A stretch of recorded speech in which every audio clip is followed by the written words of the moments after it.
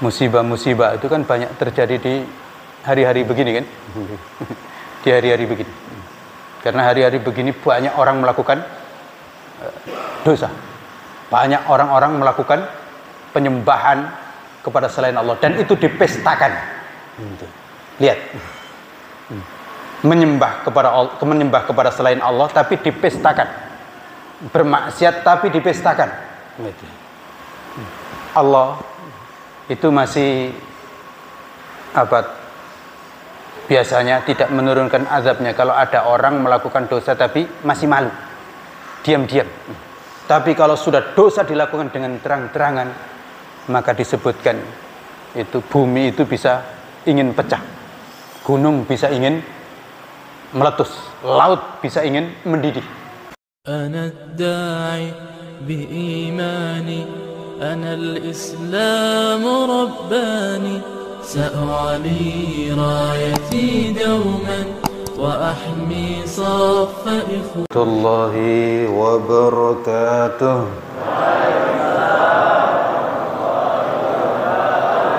الحمد لله رب العالمين والصلاة والسلام على أشرف الأنبياء والمرسلين نبينا محمد وعلى آله وصحبه أجمعين. أشهد أن لا إله إلا الله وأشهد أن محمدًا عبده ورسوله. أصبحنا على فطرة الإسلام وكلمة الإخلاص وعلى دين نبينا محمد صلى الله عليه وسلم وعلى ملة أبينا إبراهيم حنيفا وما كان من المشركين. رضينا بالله ربا وبالإسلام دينا وبمحمد النبي ورسوله. سبحان الله وبحمده عدد خلقه ورضا نفسه وزنة عرشه ومداد كلماته. Bapak, Ibu, dan saudara-saudara sekalian, alhamdulillah, mari semuanya bersyukur kepada Allah Subhanahu wa taala atas segala limpahan rahmat dan nikmatnya kepada kita semuanya yang telah mengumpulkan kita bersama di tempat yang paling mulia di muka bumi, yaitu di rumahnya, di masjid, dan dalam amal yang paling utama kita sholat subuh berjamaah, dan kita sejenak duduk insyaallah sampai dengan matahari terbit, kita sholat 2 rakaat sholat duha, maka insyaallah kita mendapatkan pahala haji dan umrah. Sungguh luar biasa kenikmatan yang silakan andaikan diukur dengan harta benda, maka berapa harta benda yang kita dapatkan? Bahkan insyaallah melebihi daripada harta benda semuanya yang ada di muka bumi ini. Salawat dan salam senantiasa kita sampaikan kepada junjungan kita Nabi besar Muhammad sallallahu alaihi wasallam, panutan kita semuanya, dan semoga juga dilimpahkan kepada keluarga beliau, sahabat beliau, dan umat beliau yang setia hingga akhir zaman. Bapak, Ibu, dan saudara-saudara sekalian, kita tadi dibacakan ayat-ayat di dalam surat Yasin, ayat 55 sampai dengan 70. Ibu-ibu ngikutin ayat 55 sampai dengan ayat 70. Kita bersama-sama ngaji. Jadi kita duduk sejenak, ini kita bukan ngobrol ya. Saya nggak mau dibilang ngobrol. Kita itu ngaji. Insya Allah dengan demikian semua dapat pahalanya. Ini tadi kalau dihitung per huruf sudah nggak terhitung kita. Jadi kita memang duduk di masjid ini ada agenda yang sangat mulia, yang sangat besar nilainya.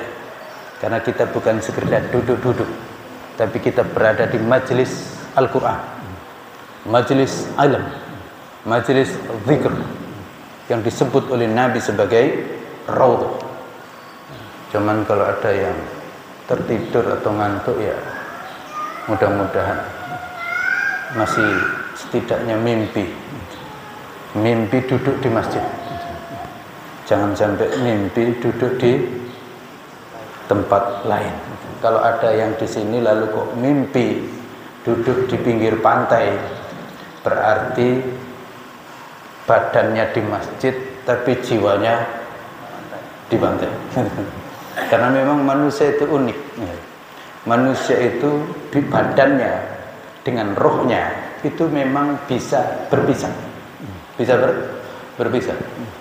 Badannya di masjid tapi ternyata rohnya itu gentayangan. Rohnya itu kemana-mana dia. Itu hebatnya ya manusia ini. Tapi kita berharap kita konsisten antara badan dan roh, jangan sampai terpisah. Rohnya sholat, badannya sholat, ya rohnya sholat. Rohnya di masjid, badan kita di masjid. Nanti kalau kebablasan bahaya. Karena roh dan jasad itu kalau betul-betul berpisah, berarti inna lillahi wa inna ilaihi raji'un. Dan yang diminta pertanggungjawaban adalah rohnya. Diminta pertanggungjawaban oleh Allah Subhanahu wa taala dan ditanya dengan segala apa yang dilakukan. Mari kita perhatikan. Banyak pelajaran yang bisa kita ambil. Yang pertama,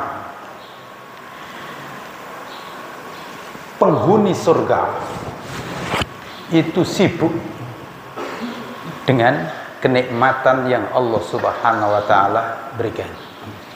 Jadi jangan sampai dibayangkan menjadi penghuni surga itu berarti nganggur. Tidak. Penghuni surga itu sibuk, tapi sibuknya sibuk bersukaria, sibuk menerima kenikmatan dari Allah Subhanahu wa taala. Silakan lihat di dunia ini. Orang itu kalau bersukaria kan sibuk kan? Sibuk. Pengantin baru itu kan sibuk. Pesta itu sibuk. Jadi jangan sampai sekali-kali membayangkan di surga itu ya nganggur, nggak ada kerjaan. Bukan. Kerjaannya adalah menerima kenikmatan dari Allah Subhanahu wa taala. Kerjaannya itu sibuk menikmati kenikmatan. Sehingga saking sibuknya bersenang-senang, maka ya nggak terpikir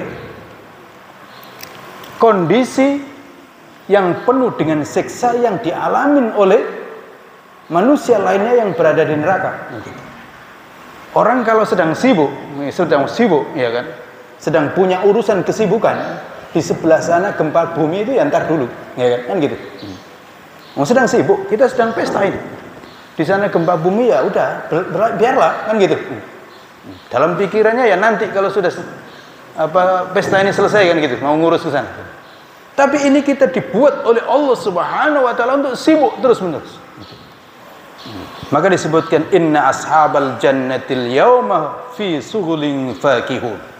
Sesungguhnya penghuni-penghuni surga pada hari itu dalam kesibukan. Fakihun, mereka itu bersenang-senang. Hum wa azwajuhum fi dhilalin 'alal araiki muttaqi'un. Mereka bersama dengan pasangannya suami istrinya itu, suami istri dalam naungan dan mereka duduk sedang bersandar bagaikan gitu. Bayangkan kalau pengantin baru itu kan sibuk kan, ya sibuk, pengantin baru itu sibuk, dan di surga itu semuanya itu terasa seperti pengantin baru gitu. Ibu-ibu tenang, yang sudah tua tenang. Bayangkan suaminya masuk surga. Ya, kan? Bapak juga gitu, tenang. Bayangkan istrinya masuk surga, dan bayangkan masuk surga berdua bersama, maka mengulang suasana pengantin baru. Kalau di dunia ini pengantin baru itu kan pestanya berapa? Sehari kan, sehari semalam paling, atau enggak sampai sehari, siang saja, malamnya ya sibuk lah situ, ya kan? Nah, itu diantara gambarannya. Nah, nanti di sana itu bukan sehari semalam, tapi terus menerus seperti itu. Karena yang perempuan tidak akan bisa menjadi tidak perawan lagi, yang laki-laki tidak bisa menjadi tidak jejaka lagi. Jadi pengantin di sana tidak bisa disebut sebagai pengantin lama. Di surga itu selalu pengantin baru. Bayangkan pengantin baru itu apakah nggak ada kerjaan? Nah, iya ada kerjaan. Kerjaannya apa? Ya senang-senang. Dan semuanya tersedia. Panitianya ada sendiri, gitu. Panitianya sendiri. Pengantin itu kan tinggal senang-senang saja kan. Panitianya kan ada. Panitianya siapa? Para malaikat. Karena ya kalau manusia dia juga senang-senang juga kan. Jadi panitianya itu para malaikat. Ditambah lagi dengan bidadari-bidadari itu. Jadi bidadari-bidadari itu ibu-ibu bukan menjadi saingan. Dia hanya panitianya saja. Bidadari itu panitianya. Tapi ya kadang-kadang gregetan juga mungkin. Kalau sang istri nggak mau ke surga, udahlah saya dengan bidadari aja gitu mungkin. Padahal itu panitia itu. Oleh karena itu wanita yang soleha, wanita yang baik nggak perlu ragu, nggak perlu bimbang nanti suaminya takut tergiur dengan bidadari, enggak. Gitu. Karena ibarat bidadari itu ya panitianya.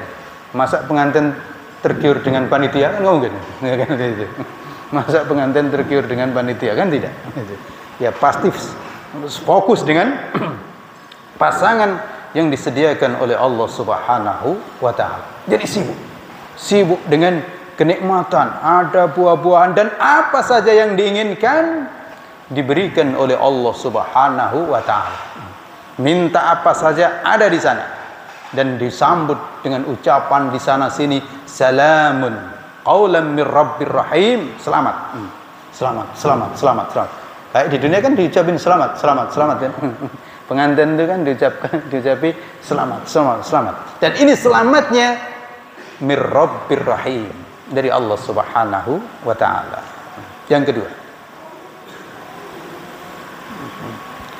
pada hari itu, pada hari kiamat, orang-orang kafir diperintahkan untuk menjauh. Penghuni neraka diperintahkan untuk menjauh. Orang-orang yang banyak berdosa tidak boleh dekat-dekat dengan orang yang sedang pesta. Tidak boleh dekat-dekat dengan penghuni surga. Ngerepotin, kan gitu. Ya misalnya ada pesta, polisi kan gitu, ada pesta lalu kok kemudian ada yang ngemis itu nggak boleh, sana, gitu. Nggak boleh. Jadi diusir. Kalau di dunia ini masih, iyalah ayo masuk makan kan gitu. Tapi nanti di sana tidak. Orang-orang kafir kalau mencoba untuk dekat-dekat ahli surga maka diusir. Wamtazul yawma ayyuhal mujrimun. Pergilah kalian semuanya. Wahai orang-orang yang banyak dosa pada hari ini, tidak boleh dekat-dekat dengan orang-orang yang sedang pesta di surga. Berikutnya, memang kemudian sempat diingatkan pelajaran yang ketiga, orang-orang yang pendosa di dunia itu pada dasarnya karena mereka itu mengikuti syaitan. Di sini mengikuti setan. Jadi kenapa kok mereka itu masuk neraka? Karena mereka itu di dunia hidupnya mengikuti setan, hingga kemudian menyembah ini, menyembah itu, mengikuti ini, mengikuti itu. Sementara Allah sudah utus Nabi dan Rasul, bukan Nabi dan Rasul itu yang diikuti, tetapi setan-setan yang diikuti. Oleh karena itu di dunia ini pada dasarnya orang mengikuti idola ini, idola itu, menyembah ini, menyembah itu pada dasarnya hanyalah mengikuti syaitan. Maka di sini disebutkan alam ahadu ilaikum ya bani Adam, apakah aku tidak sudah mengambil janji kepada kalian semuanya, wahai Bani Adam, agar kalian tidak menyembah setan. Di sini disebutkan tidak menyembah setan. Artinya, siapa saja yang menyembah selain Allah, itu pada dasarnya nyembah setan. Ada orang yang mengaku nyembah Nabi. Lihat, ada orang yang ngaku nyembah Nabi. Itu sesungguhnya bukan nyembah Nabi, tapi nyembah setan. Termasuk juga ada yang nyembah batu. Itu batu nanti ya nggak mau. Itu pada dasarnya bukan nyembah batu tapi nyembah syaitan gitu. Dan seterusnya itu. Berikutnya. Padahal Allah Subhanahu wa taala sudah ingatkan setan itu adalah musuh. Innahu lakum aduwwum mubin. Setan itu musuh. Oleh karena itu peringatannya jangan sekali-kali setan dijadikan kawan. Maksudnya jangan sekali-kali diikuti setan itu. Ya. Setan jadi musuh itu bukan berarti kalau kita ketemu iblis langsung kita tempeleng, bukan begitu, ya kan itu. Enggak bisa juga kita kan nempelengnya. Tapi intinya jangan diikuti. Nah, jadi memang hidup ini ya permusuhan. Permusuhan antara iblis dengan manusia dengan iblisnya. Tapi kita orang-orang yang mengikuti Nabi, ya, kita memang diperintahkan juga untuk menjadikan iblis itu sebagai musuh, setan itu sebagai musuh. Tapi bukan berarti kalau kita ketemu setan kita tempeleng, bukan gitu, ya kan? Apalagi manusia, setan langsung ditempeleng, bukan begitu. Ya kan? Tapi pesannya adalah wala tattabi'u khutuwatis syaitan. Jangan kalian ikuti setan-setan itu, langkah-langkah setan. Innahu lakum aduwwum mubin. Sesungguhnya setan itu bagi kamu adalah musuh yang nyata. Tapi sayang memang banyak manusia yang mengikuti syaitan, ya kan? Ya. Bersendagurau, bermaksiat, dalam kemaksiatan itu kan ngikut setan itu. Saya nggak tahu niup trompet tahun baru itu ngikut siapa? Nah, kira-kira ngikut siapa? Nah, terus sampai berlarut-larut gitu. Oh, minum dansa dan seterusnya, itu kira-kira ngikut siapa? Hingga kemudian subuh nggak terbangun, ikut siapa? Subuh nggak terbangun, ya dipastikan karena setan telah berhasil membuat tidak terbangun. Apalagi sengaja, memang nggak apa-apa lah, enggak. Sengaja nggak apa-apa mengikutin atau tidak bangun salat subuh itu, maka berarti dia telah mengikuti syaitan. Berikutnya yang ya. Agama Islam, agama yang dibawa para nabi dan para rasul, khususnya Nabi Muhammad sallallahu alaihi wasallam, itu jelas misinya menjadikan manusia agar menyembah Allah semata, menjadi hamba Allah saja, tidak menjadi hamba yang lain, hanya beribadah kepada Allah. Maka firman-Nya adalah wa ani'buduni, sembahlah aku saja. Hadza siratum mustaqim, inilah jalan yang lurus. Jadi jalan yang lurus itu adalah tauhid. Jalan yang lurus itu adalah tauhid. Tauhid itu apa? Tauhid itu hanya beribadah kepada Allah. Manusia hidup di dunia hanya diisi dengan ibadah kepada Allah. Itu tauhid. Kalau sampai beribadah kepada Allah dan juga beribadah kepada selain Allah, itu namanya musyrik. Jadi Bapak dan saudara-saudara sekalian, perlu kita ketahui, orang musyrik itu dalam sejarahnya itu beribadah kepada Allah, tapi mereka juga beribadah kepada selain Allah. Nah ini yang jadi masalah. Jadi orang musyrik itu bukan orang ateis, rata-rata bukan orang ateis, bukan orang yang tidak percaya akan adanya Tuhan. Mereka percaya akan adanya Tuhan, bahkan mereka menyebut Allah. Bilal, Abu Jahal CS yang disebut dengan kaum musyrikun, orang-orang musyrik itu mereka mengakui Allah. Mereka mengakui akan adanya Allah. Fasih sekali. Mereka kadang menyembah Allah, berdoa kepada Allah, ya Allah beri kepada kami rezeki. Karena mereka tahu yang memberi rezeki itu Allah. Tapi sayang, beribadah kepada selain Allah, punya patung banyak sekali, lebih dari 360 patung.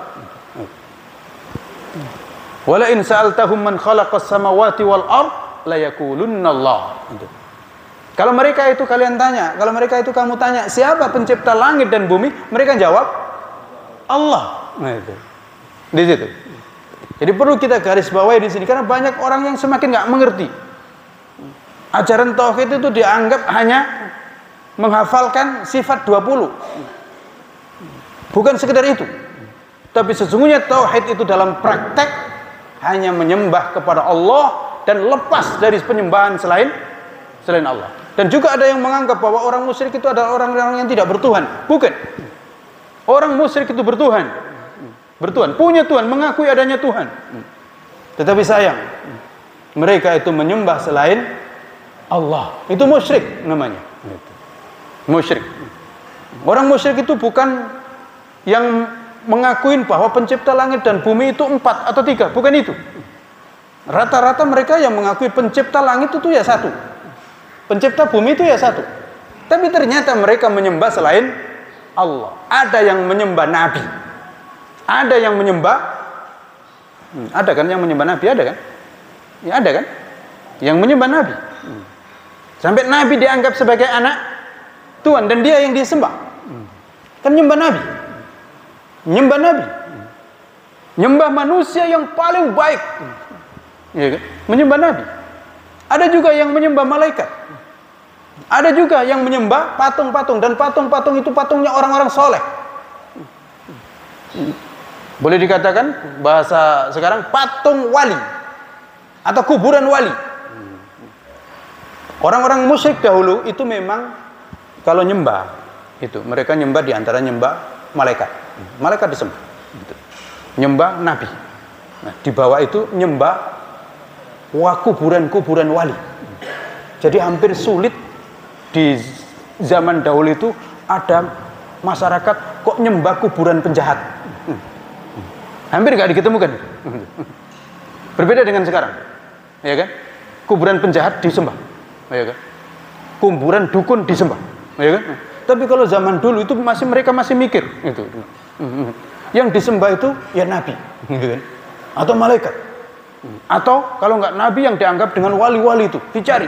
Lata dan Uzza itu kan orang-orang baik, dijadikan patung disembah. Tapi perlu diketahui, nyembah malaikat, nyembah nabi, nyembah wali, nyembah patung, menyembah penjahat, menyembah binatang, nyembah kerbau, itu sama statusnya, musyrik. Jadi tidak ada istilah nggak apa-apa daripada nyembah sapi, lebih baik nyembah nabi. Tidak. Perlu diketahui, nyembah sapi dengan nyembah nabi itu sama-sama musyrik. Karena orang musyrik tidak dibedakan nanti di akhirat. Ini yang nyembah nabi nggak apa-apa, agak mending. Enggak. Karena nabi seperti yang sudah ayat sebelumnya kita terangkan, Nabi Isa ditanya, Nabi Isa berlepas diri. Tidak ya Allah. Tidak pernah aku memerintahkan agar menyembah diriku dan menyembah ibuku. Engkau mengetahui apa yang ada dalam diriku. Aku tidak mengetahui apa yang ada pada diriku. Ini. Maka jalan lurus itu adalah tauhid. Dan ingat, tauhid itu bukan sekedar teori, tapi itu langsung praktek bahwa tauhid itu adalah ibadatullahi wahdah. Maka kalimatnya adalah ilah, bukan khaliq. Kalimatnya dalam kalimat tauhid itu la ilaha illallah. Tidak ada ilah. Ilah itu maksudnya sesembahan. Sesembahan apapun tidak ada illallah, kecuali Allah saja. Maka orang yang bertauhid adalah orang yang bebas, tidak terikat dengan ikatan-ikatan yang lain, hanya terikat dengan penyembahan, peribadatan, pengabdian semata-mata kepada Allah Subhanahu wa ta'ala. Inna salati wa nusuki wa mahyaya wa mati lillahi Rabbil alamin. Salatku, ibadahku, hidup dan matiku hanya untuk Allah. Maka ingat, jangan sampai kita memberikan diri kita kepada selain Allah. Kita diciptakan oleh Allah, maka kita hanya memberikan diri kita secara total kepada Allah Subhanahu wa ta'ala. Iyyaka na'budu wa iyyaka nasta'in. Surat Al-Fatihah, tauhid. Hanya kepadamu ya Allah kami beribadah, dan hanya kepadamu ya Allah kami mohon pertolongan. Berikutnya,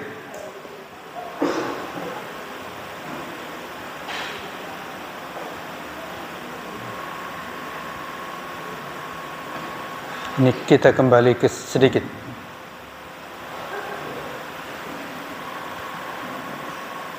Mengikuti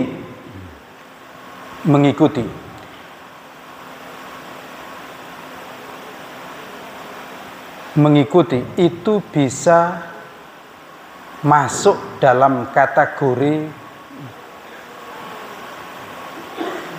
ibadah.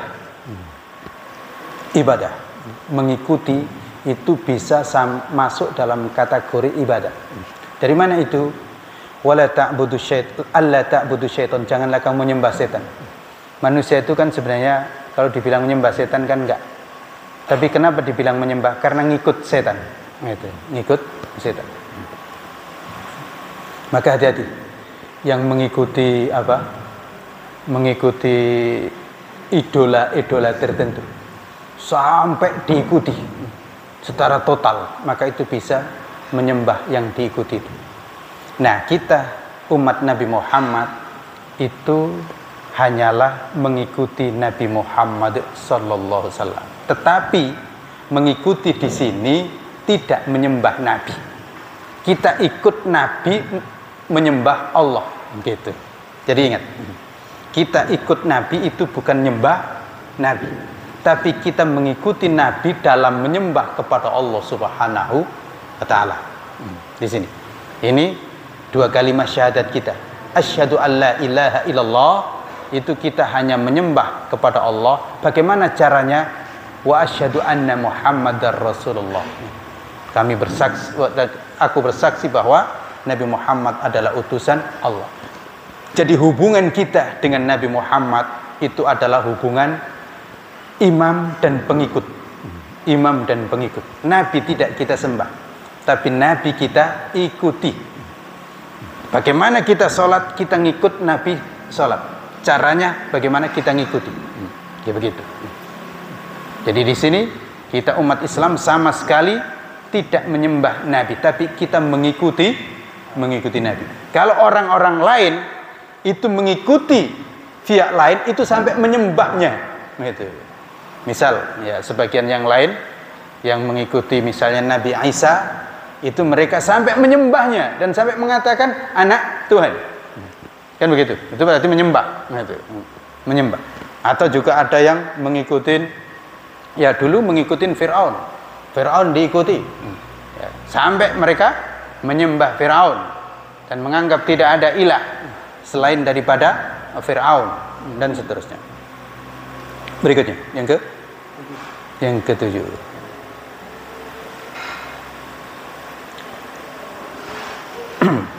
Yang ketujuh, pada hari akhirat, pada hari kiamat, kehidupan di akhirat itu mulut dikunci. Mulut dikunci. Yang bisa bicara tangan, kaki, dan anggota badan yang lainnya.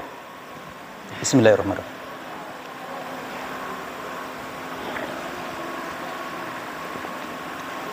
Jadi di akhirat, pada hari kiamat, khususnya di hari hisab, pengadilan. Jadi nanti di akhirat itu kan diadili.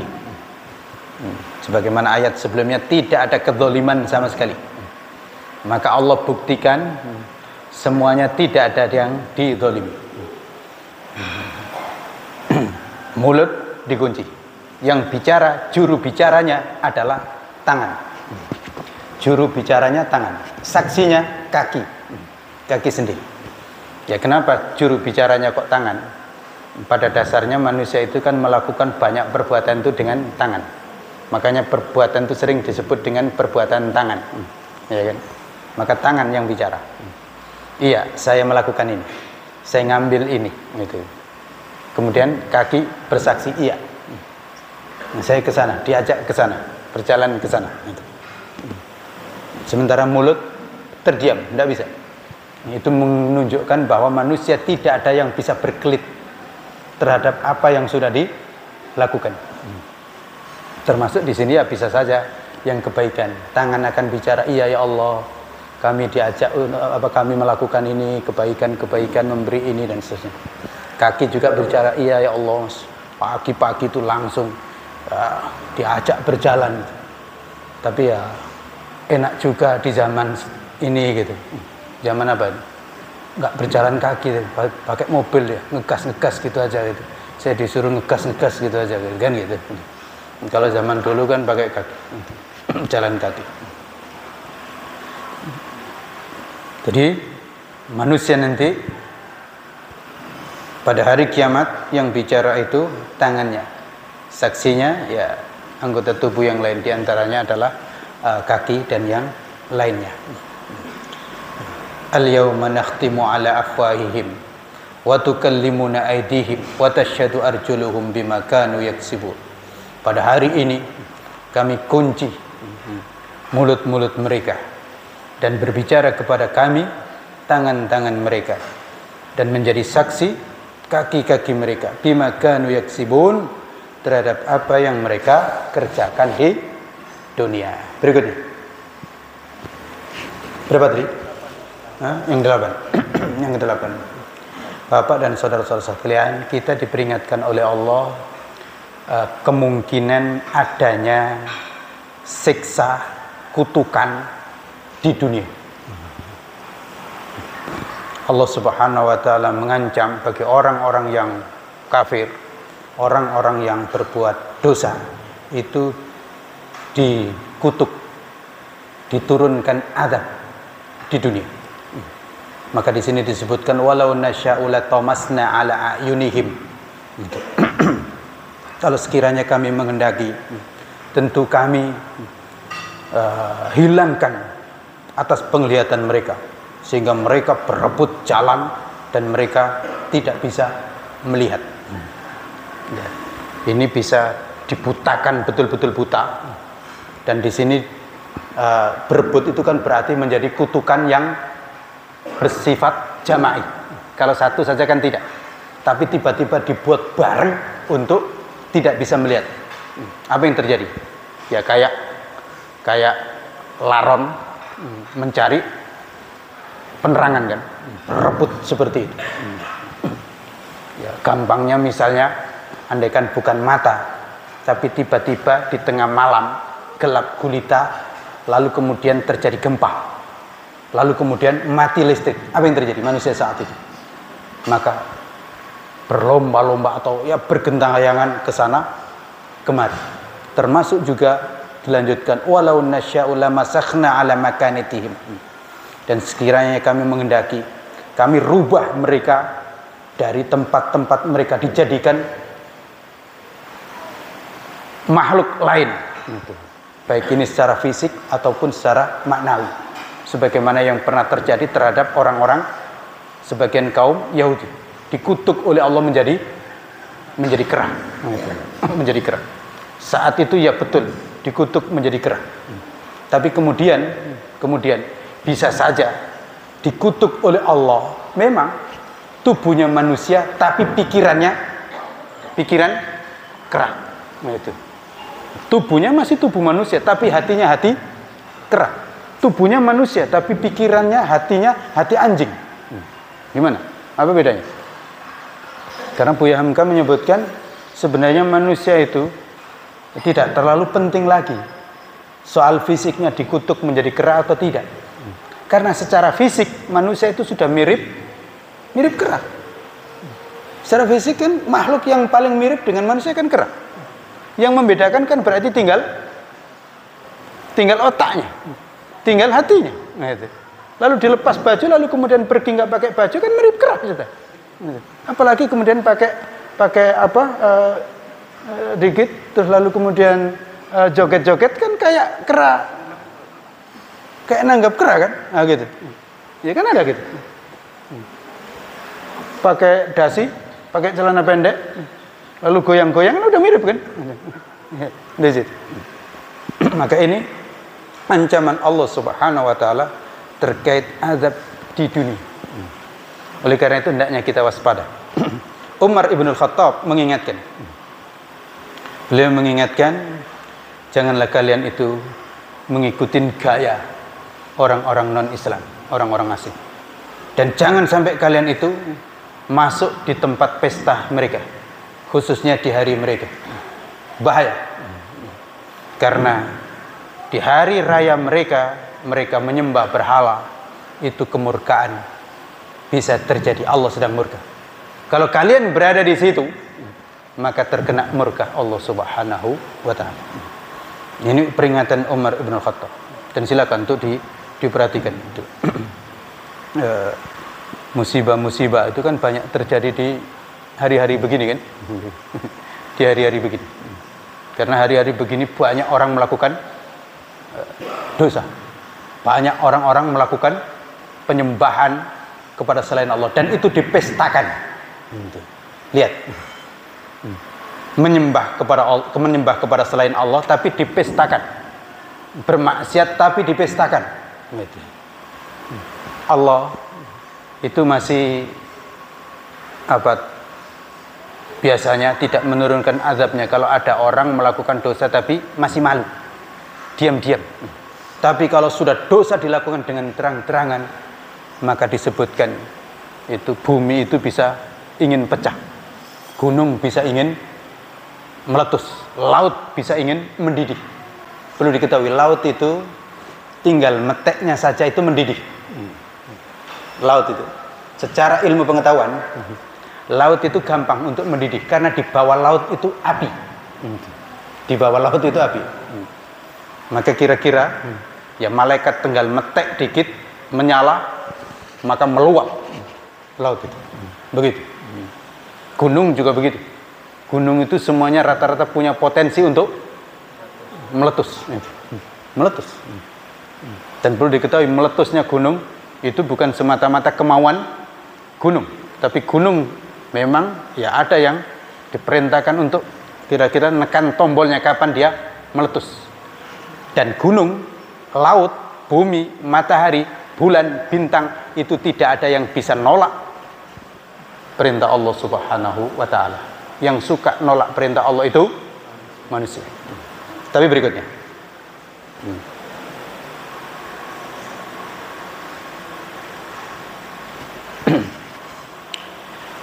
manusia sebenarnya pada akhirnya juga tidak akan ada yang bisa menolak perintah Allah. Tidak akan ada yang bisa mengelak dari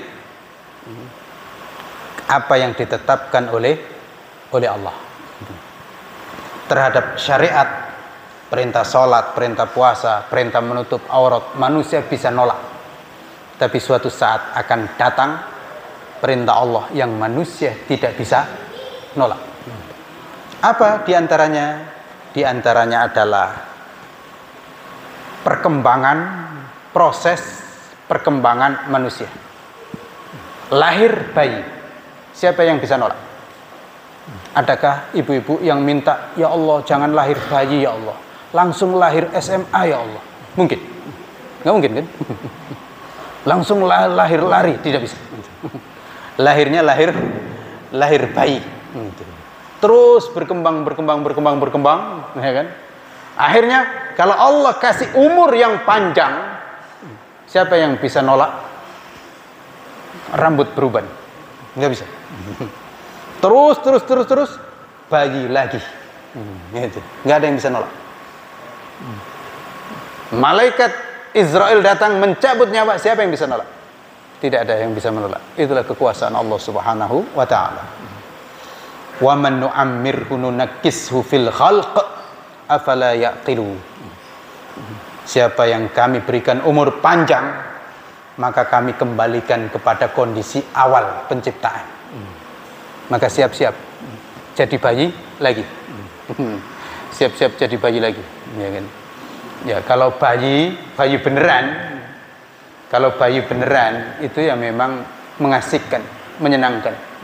Pipisnya nggak ada masalah, BAB-nya nggak ada masalah, ilernya itu ya sedap, ya kan? Tapi kalau bayi tua gimana?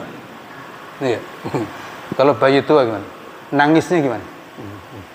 Nangisnya bayi itu ya menyenangkan, nggak apa-apa. Oh, anakku bisa nangis, ya kan itu. Tapi kalau bayi kakek gimana? Ya, susah itu. Maka hati-hati. Tidak perlu kita minta umur panjang. Yang penting kita minta umur yang diberkahi oleh Allah Subhanahu wa taala. Tapi Allah tunjukkan ada yang dikasih umur panjang, tapi itulah yang kita lihat itu. Oleh karena itu, sebelum umur betul-betul menjadi tua, ya bayangkan, kalau sudah betul-betul tua 100 tahun, emang bisa di masjid? Ibu-ibu ada yang umur 90 tahun yang di belakang? Nggak ada kan? Bapak juga nggak ada kan? Yang umur 90 tahun nggak bisa lagi ke masjid. Tapi kadang-kadang anehnya itu lu joget bisa. Itu juga itu aneh itu. Ke masjid nggak bisa tapi nyanyi bisa. Itu. Iya. Gigi sudah nggak ada itu nyanyi bisa. Iya. Itu aneh itu. Terus jalan gitu. Dan anehnya juga banyak orang-orang itu yang sadar kesehatan itu ketika sudah tua. Ketika sudah dibilang dokter lah, ini bapak ini sakit. Masya Allah, itu menjadwalkan jalan pagi, itu luar biasa.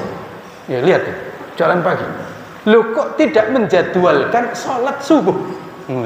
Ini di situ. Loh kan aneh gitu, satu hal ini. Nih, sudah tua, olahraga semangat. Loh sholat tidak. Nah, itu. Padahal olahraga apa yang bisa menjadikan orang itu balik muda? Nggak akan ada. Saya tidak mengatakan olahraga nggak boleh, boleh silakan. Tapi anehnya, lu kok bisa orang itu punya program olahraga yang melebihi daripada programnya sholat? Kan aneh. Padahal nggak mungkin. Orang itu semakin tua semakin sehat. Orang itu semakin tua akan semakin lemah. Dan ini hukum Allah, tidak akan bisa dibantah. Tidak akan bisa dibantah. Wa man nu'ammirhu nunakkishu fil khalq. Siapa yang kami berikan umur panjang, maka akan kami kembalikan lemah. Tidak mungkin kembali kuat. Olahraga angkat apa? Angkat besi itu berapa kilo? 5 kilo. Tambahlah 1 kintal. Kalau nggak langsung nggak bisa berdiri. Jadi nggak bisa. Tapi aneh manusia dalam memprogram kesehatannya. Ibu-ibu, saya ingatkan, ada kadang ibu-ibu itu Masya Allah, senam pagi itu nggak tertinggal. Ditambah lagi dengan sudah tua pakai celana yang melepet sekali. Ya Allah, nyaris pusatnya kelihatan. Nah itu diprogram. Tapi pakai mukena sholat sulit melakukannya. Padahal mau senam apa yang bisa mengembalikan cantik kayak umur 20 tahun? Nggak mungkin. Nggak mungkin ya. Ada nenek-nenek lalu kemudian olahraga kemudian balik kayak umur 20 tahun. Jangan percaya dengan iklan-iklan itu. Nah, ini disebutkan di situ umur 60 tahun. Loh, pas operasi ini kayak umur 20 tahun. Itu hanya ada di gambar foto, tidak ada dalam kenyataan. Ada dalam iklan itu. Karena ini ketentuan Allah Subhanahu wa taala yang tidak bisa dibantah. Maka hati-hati. Kita tidak perlu meminta umur panjang, tapi minta umur yang diberkahi oleh Allah Subhanahu wa taala. Afala yaqilun, maka di sini disebutkan kok nggak mikir gitu. Kok nggak mikir? Kok nggak mikir? Berikutnya. Yang ke? Ya. Yang ke 10. Orang yang hidup itu adalah orang yang hatinya hidup. Orang yang hidup itu adalah orang yang hatinya hidup. Sebenarnya di sini. Karena apa? Orang mati itu sebenarnya bukan mati, tapi hidup. Hidup kan? Pindah tempat saja. Pindah tempat saja. Maka yang disebut orang hidup adalah orang yang hatinya hidup. Meskipun dia sudah mati, ya hidup. Ya kan? Apalagi di dunia, orang yang hidup itu bukan sekedar akalnya, tapi hati. Bagaimana hati hidup?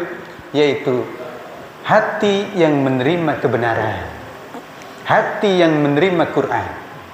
Tanda hati hidup itu adalah hati yang menerima Quran. Sama dengan tanda badan kita itu masih hidup, itu masih bisa menerima air.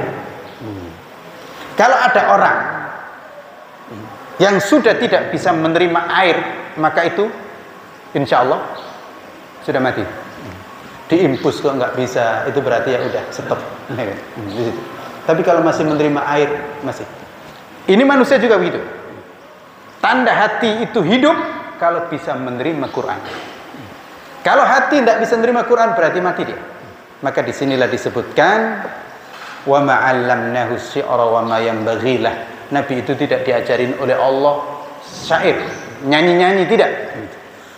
Dan itu memang nggak pantas bagi Nabi. Nabi hanya diberikan oleh Allah Al-Quran. Sebagai apa? Sebagai penerang. Sebagai penerang. Wa Qur'anum mubin. Dan sebagai zikir, peringatan. Liyundhira man kana hayya. Untuk mengingatkan orang yang hidup. Orang yang hidup. Hidup di sini maknanya adalah hidup hatinya. Karena apa? Wa yahiqqal qawlu 'alal kafirin. Kalau orang kafir maka memang nggak bisa. Itu modelnya Abu Jahal. Sudah berulang kali dengar Al-Qur'an nggak bisa. Itu. Innal ladzina kafaru sawa'un 'alaihim a andartahum am lam tunzirhum la yu'minun. Gitu. Jadi di sini orang yang hidup itu adalah orang yang hatinya hidup. Dan tanda hati hidup menerima Quran. Kalau ada orang nggak bisa menerima Quran, maka itu mati. Apalagi dengar Quran lu kok sebel. Dengar Quran kok marah. Gitu. Berikutnya, terakhir. Pelajarannya, Al-Quran itu seharusnya dibacakan bagi orang yang masih hidup. Orang yang masih hidup hendaknya rajin membaca Quran. Karena nanti orang kalau sudah mati nggak bisa baca Quran. Dan juga nggak mendengar lagi, nggak bisa mendengar lagi kalau dibacakan Quran. Gitu. Kita kan sering bacakan Quran itu untuk orang mati. Bukan salah 100%. Tetapi sebenarnya Quran itu perlu dibacakan kepada orang yang masih hidup. Karena orang yang sudah mati sudah selesai. Ini ayat di sini begitu. Dan saya baca pelajarannya demikian. Ini surat Yasin kan. Surat Yasin itu kan surat yang paling populer dibacakan orang yang sudah mati. Padahal sebenarnya surat Yasin ini kepentingannya adalah dibacakan untuk orang yang masih hidup. Kalau orang sudah mati sudah selesai. Yang perlu membaca Al-Quran itu adalah orang yang masih hidup. Karena mudah-mudahan hatinya masih hidup. Atau kalau sakit mudah-mudahan sembuh. Tapi kalau mati benar ya sudah. Berarti dia nggak bisa menerima lagi. Demikian. Silakan kalau ada yang bertanya.